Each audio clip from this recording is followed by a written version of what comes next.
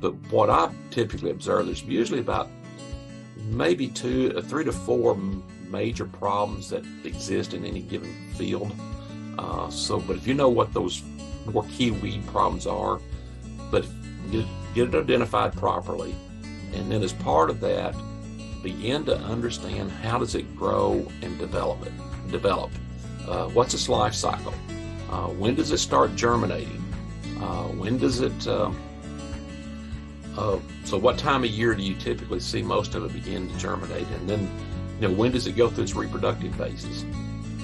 Or if it's a perennial, can it come back from its root system and not just from seed? But part of overall weed control in any system is a numbers game. You're trying to minimize the ability of those plants to reproduce and to propagate. Hey, it's Shaye, and you're listening to Casual Cattle Conversations, the podcast for cattle producers to explore new ideas that will help improve their overall management practices. Speaking of improving management, I want to encourage you to take a look at the lineup for the Q2 Rancher Mind events. These laid-back Q&A calls are between industry experts and fellow beef producers, and Q2 is all about labor challenges. I mean, we're talking how, when, and where to find the right help, when to integrate new technology onto your operation, and how to become a more efficient manager and leader overall. If you want more information on being a part of these producer-driven conversations, head to the show notes and click the link that'll take you straight to my website. With that, let's hear what our guest has to share with us today. Hey folks, I've got a quick message from our friends at the Red Angus Association of America, and we're going to talk about the cow because on her shoulders rests the genetic basis of any cow herd. It's a weight she carries effortlessly year after year, so it's no wonder they call her the foundation female. It's critical she measures up to your expectations for longevity, performance, and fertility. Now, how can you create more high-quality females while eliminating the intensive time, guesswork, and upfront costs that accompany heifer development? Well, progressive producers can elevate their herd by enrolling in Red Angus Red Choice, a program designed to aid in developing the highest quality heifers through genomic testing, AI technology, and veterinarian partnerships. Heifers that meet the criteria are more likely to stay in the herd, propagate the best genetics, and make a positive impact on your bottom line, which is increasingly more important as input prices soar. So learn more about the Red Choice program and capitalizing on your female's genetic potential at redangus.org. Well, good morning, Dr. J.D. Green. It's great to have you on the show today, or this week, I guess, depending on when people are going to be listening to it. But we are going to talk about weed control in pastures and kind of what that looks like and some different methods there. But before we dive into that very important topic, would you please tell those in the audience who are out there listening from around the country where you're located and what you're doing in the agriculture industry today? Okay, I'm located in Lexington, Kentucky, on the University of Kentucky campus. I have been associated with this position for 37 years now, so I've had the opportunity to experience a lot of different situations regarding the weed control, and I deal with weed control issues ranging from grain crops and forages of crops are my two primary areas that I work in, but I also deal with some other weed control issues. So I'm curious, what drew you to the weed control, pasture management, forage management side in your career? What was your biggest draw to go down this career pathway? Well, it really probably the emphasis was more on the grain crops, on the row crop area. Actually, I spent a little bit of time in Oklahoma working on my graduate degree program, so I had an opportunity to get some experience beyond just corn and soybeans, but also some cotton and peanuts. But as I've evolved into this role as an extension weed scientist, here in Kentucky, we have a pretty large area of forage-based agriculture, from pastures to hay production and so forth. So there's certainly a big need for dealing with those weedy or undesirable plants that would experience in those kind of situations as well. Well, awesome. So before we, really started the interview, you said that you do a lot of talks or presentations to cattle producers in the winter about this topic, weed control. So what have been some of those topics or highlights about weed control that you've been speaking to cattle producers about this winter? So whenever I give a presentation to cattlemen's groups or others that we focusing primarily on pastures and hayfield weed control, I usually try to start with just a good general overview of discussing what are some of the major weed problems we have in Kentucky, uh, and some of the reasons that some of these weed problems exist, that particularly as relates to how we manage or utilize different land areas over time can impact the kind of unwanted vegetation that begins to dominate those areas, and then dive into some of the weed control methods that we have available to us to deal with those weedy problems. In fact, I often mention that forages or pastures I consider as a perennial cropping system, where we can maintain the same desirable vegetation on that landscape for an extended period of time, unlike our row crops or field crop situations. And then obviously deal into some more specific weed problems that we have, at least in our area, and try to discuss some of the different tactics to try to help deal with those particular problems to minimize their impact. So, you just said, deal with those problems to minimize their impact. Why should weed control be on the forefront of all of the minds of all cattle producers? Why should this matter? Why should they be proactive about it? Why is it important for cattle producers to take action and make sure that their management practices are reducing weed populations? Well, there's a number of reasons I feel that weed control is important in our pasture fields, and some of this is based upon my observations as over the years, as well as some of the research that I have done in this area. But first and foremost, that weeds can reduce forage quantity, or the amount of forage that's produced.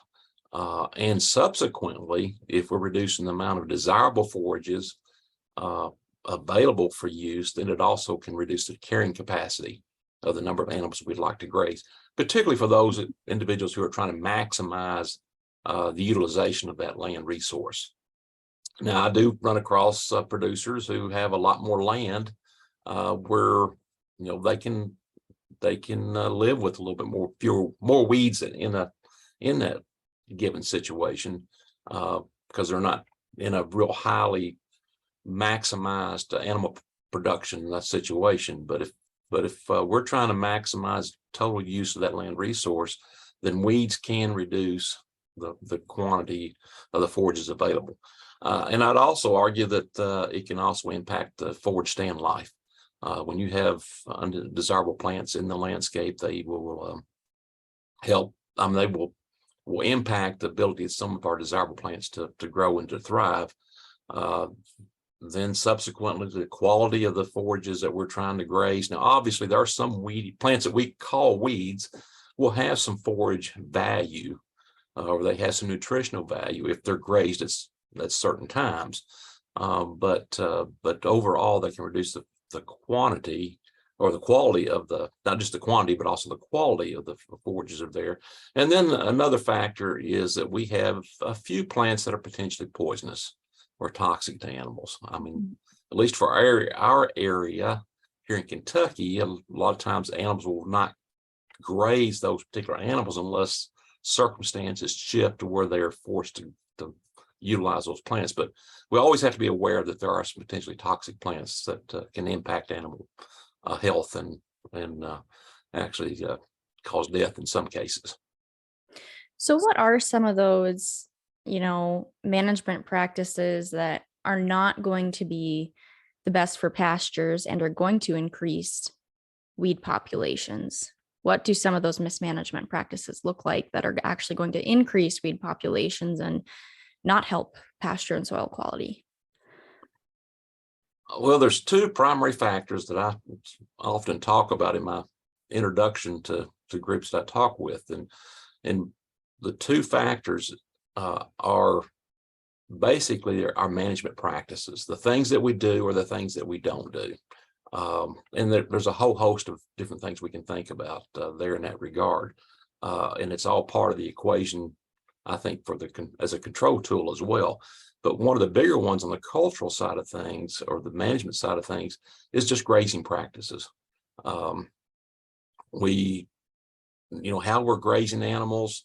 One of the things I like about rotational grazing system, we give a chance for the grass to get a little rest, to revive, and we're not stressing the root systems of the plant as much. But animals are selective grazers, and they're going to select for those desirable plants, and they leave what they don't like. So when we leave those unwanted plants, which are the primary weeds we have in Kentucky, and I suspect across the U.S., those are the plants that go through the reproductive phases, and subsequently we get a shift more towards those unwanted plants in that kind of a environment. The other thing is that main factor is the environment. Certain plants grow best in certain environments. Some like hot weather. Some weedy plants grow best in hot, dry weather. Other plants, weedy plants, grow best when it's wet and cooler conditions. So even season to season, you see maybe more of a dominance of one over another in some of our pasture fields, especially. So that's in pastures, but what about those hay fields? What's going to cause an increase in weed populations in those fields?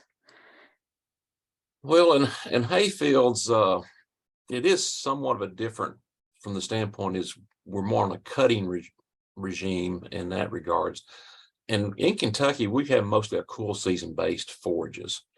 In fact, some of the more concerning weed problems we have will not be in that first cutting of hay, but it's when we cut that hay, we are removing all that top growth. We allow sunlight to hit the soil surface. We get a little bit of moisture, and then here comes our warm season weedy plants. Things specifically that are impacting us is things like yellow foxtail, and then we have Johnson grass that doesn't really, it's a perennial, but it doesn't really get its real active growth started until about midsummer.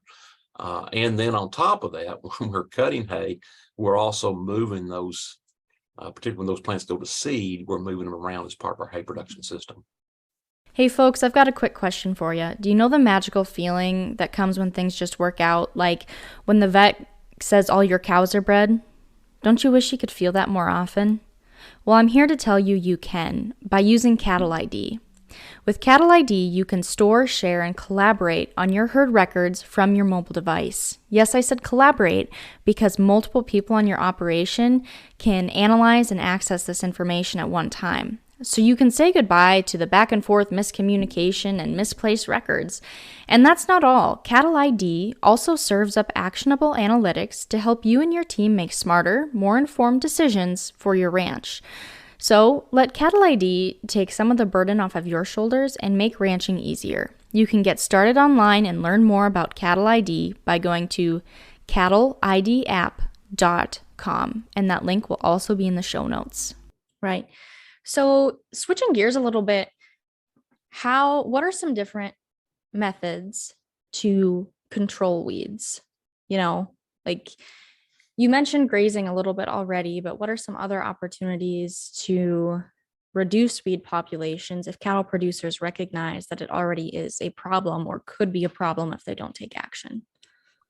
Well, I kind of look at, again, in our forage-based systems, there's different tools in the toolbox, and we have more of an opportunity to use those different tools. First and foremost, and I've kind of alluded to it already, is our cultural practices or management, however you want to classify that. And that's the things that we do or could do to try to maximize the growth and development of the desirable forages that we'd like to have. That may mean interseeding more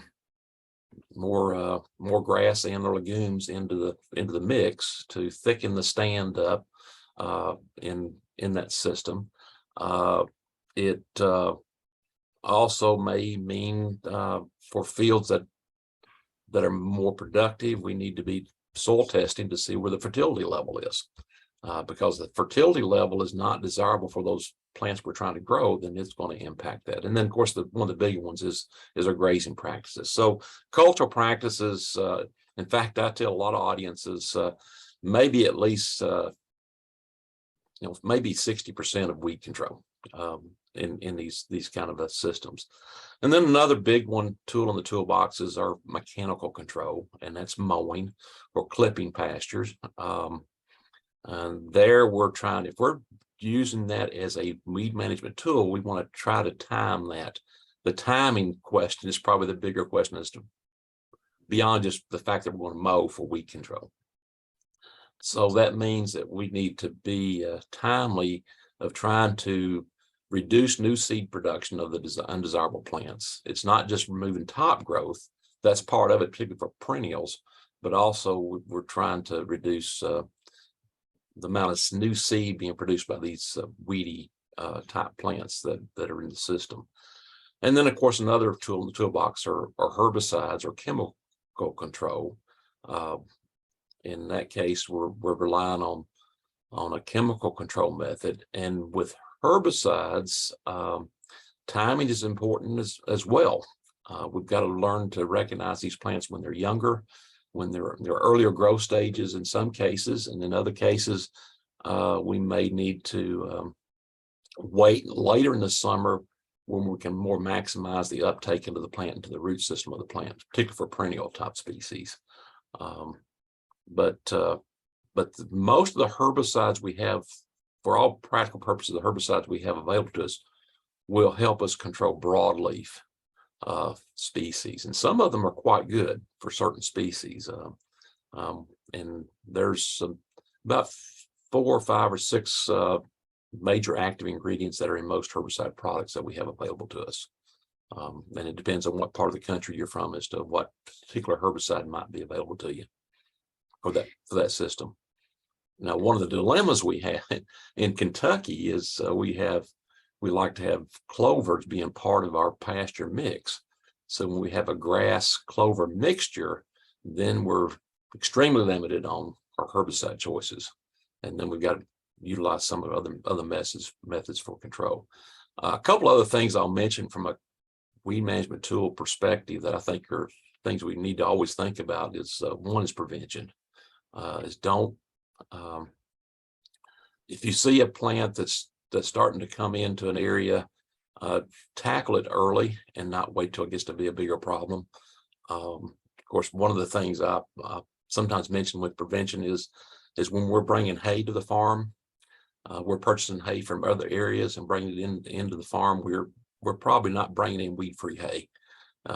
It's probably potentially, not always, but it may have some plants that are undesirable. Then I've ran into a situation here in Kentucky this past year of some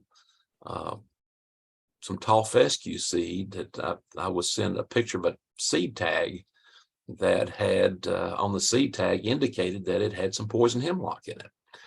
So just paying attention to some of our production practices may help minimize introduction of some unwanted plants in that regard. Thank you for bringing up those points because those are great considerations for people to remember. And something that's been talked about a lot on the show is that prevention is key. Like, try to prevent the problem so that way you don't have to worry about managing it once it's already there. Just stay on top of things. Right. So you mentioned several different methods for weed control. What are some questions producers can ask themselves to see which weed control method is going to be right for their operation?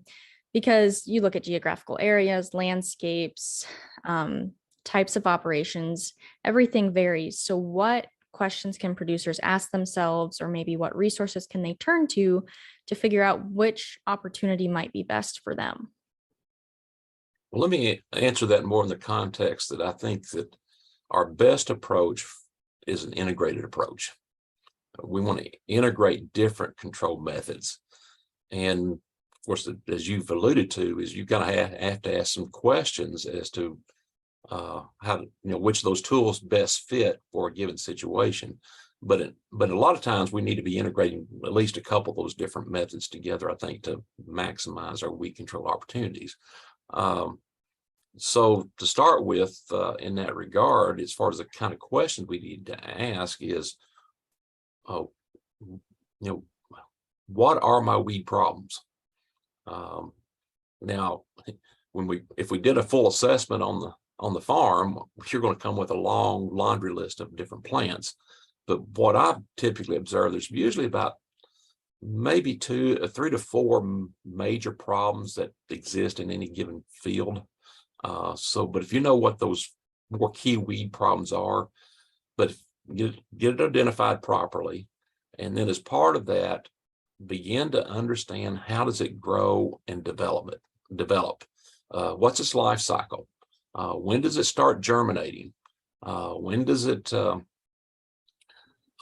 what time of year do you typically see most of it begin to germinate? And then, when does it go through its reproductive phases?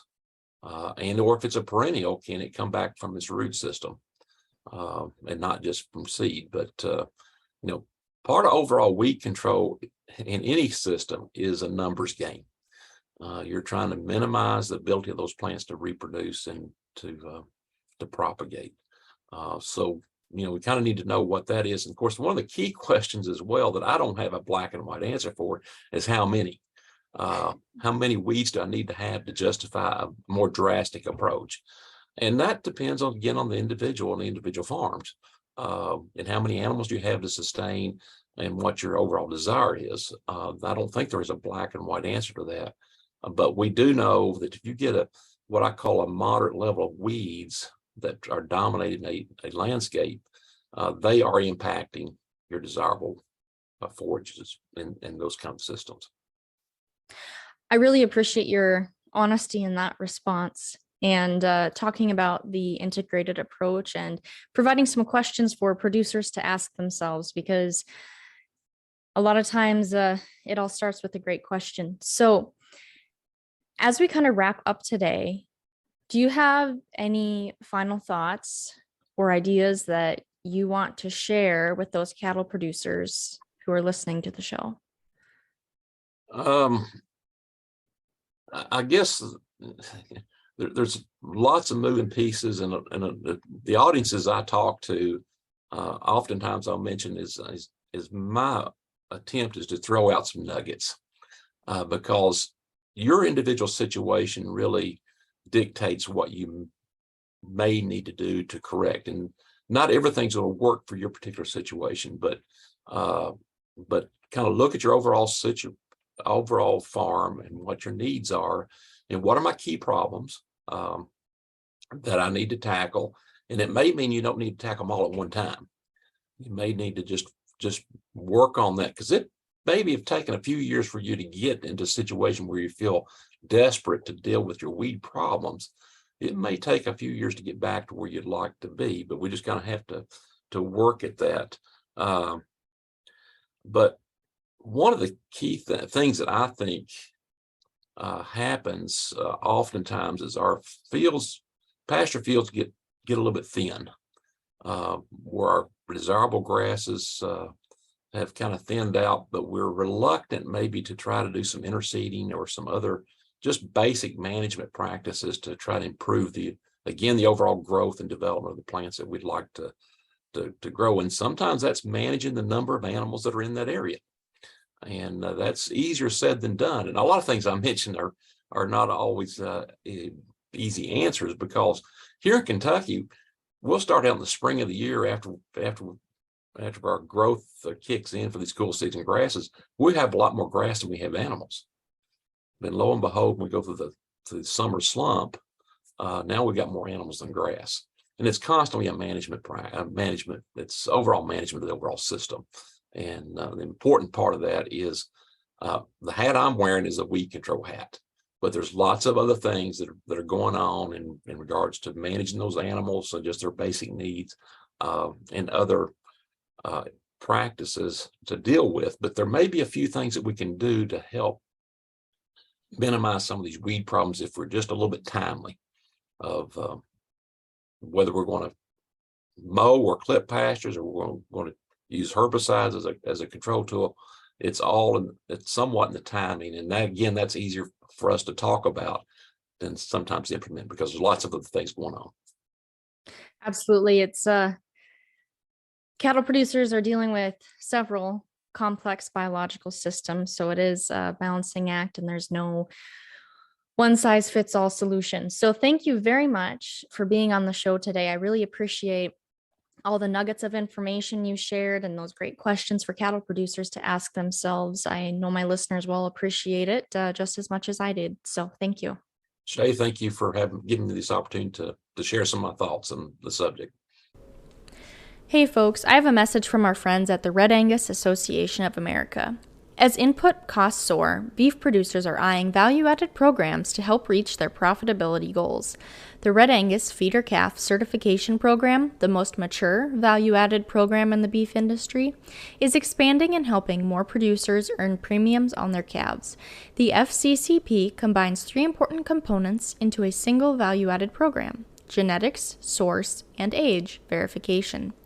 Cattle producers recognize the value of the yellow FCCP tag and continue to see market-topping premiums for a minimal investment by enrolling their Red Angus sired calves. And for those producers who seek age and source verification but are lacking the Red Angus sired component, be sure to check out the Allied Access Program, which is eligible to age and source verify every single calf born in the United States, regardless of breed. For more information on Red Angus value-added programs and the FCCP, please visit redangus.org and start opening new doors to marketing avenues and maximizing your return on investment. And that's a wrap on that one, folks. Thank you for tuning in today and joining in on the conversation. Be sure to take this a step further and take the advice you learned and implement it on your operation. If you want to have a conversation about it, head over to my social media and send me a DM by following @CattleConvos and connecting with me there. Have a great day.